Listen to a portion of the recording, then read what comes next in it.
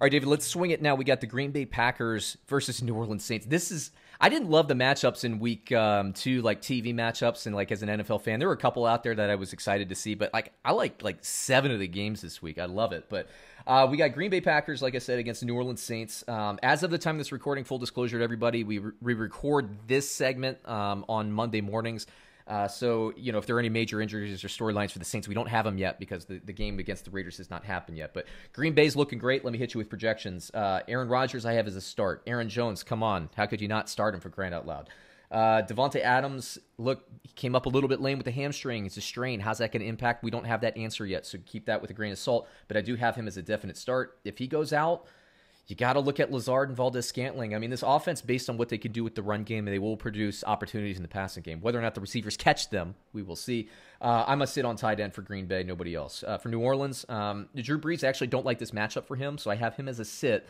I have Kamara as a start. Michael Thomas, we'll see with the ankle, but he will be a start for me. I don't have a start grade on any other receiver, but I am a start on Jared Cook in this matchup. Take it away, David. I don't want to overcomplicate it here. I think it's really as simple as just start your Packers and start your Saints. Right? Yeah. They've been good. We'll see if Michael Thomas is back next week. If he's not, it raises a little bit of or if he is, I should say, it raises the question mark about whether Cook and Sanders are still great plays. But I think you're starting Cook regardless at this point, whether Michael Thomas plays or not. Sanders, it's a little bit more of a question mark. We'll see what he does tonight. But really, across the board, just start your guys. These are two good offenses. It should be a high-scoring game. And let me just throw in, why were we ever fading Aaron Jones last year? Like, I get it. A.J. Dillon, like, this team didn't have a real number 2 receiver. Aaron Jones scored 19 touchdowns. He's been great. We need to stop overthinking it, guys, so much. Like, Aaron Jones should have been a smash pick at the top of the second round. I'm glad I have one share of him out of like 9 leagues, because if I had 0, I would be absolutely kicking myself right now. Dude, so my primary league, not to do like a draft, retrospective or anything, but in my primary league, I ended up with the 8th pick. I actually traded down. I had the 4. I traded down because I liked the swing value. And I got Zeke at the 8. And then I got Aaron Jones at the 13.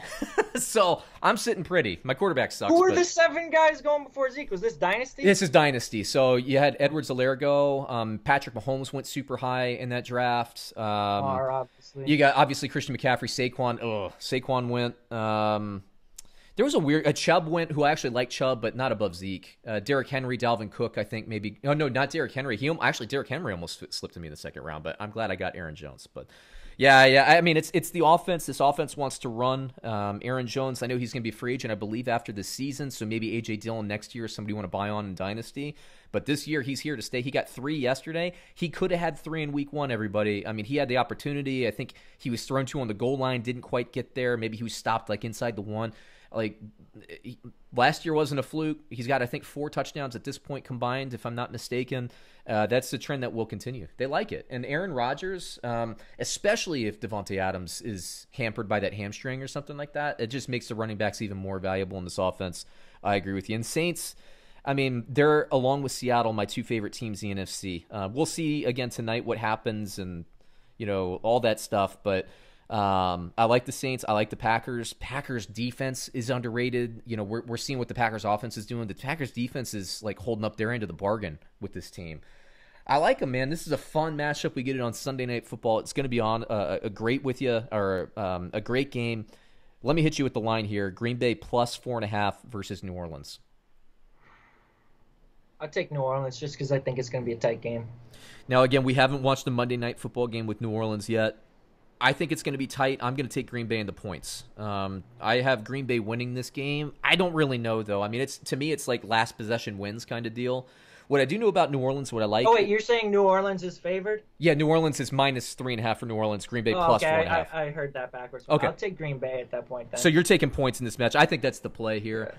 What I do like is that if it comes down to a passing game, I like New Orleans' offense now in the passing game more than I like I mean, both of these wide receivers are banged up. You got Michael Thomas and Davante Adams. You got both of them that are kind of banged up, and if they play, they're going to be not quite at 100%.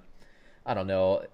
It really is last possession kind of thing. It's going to be close, so I am taking the points. It's over a field goal. You feel like this is going to be a field goal game either way. So I'll take that.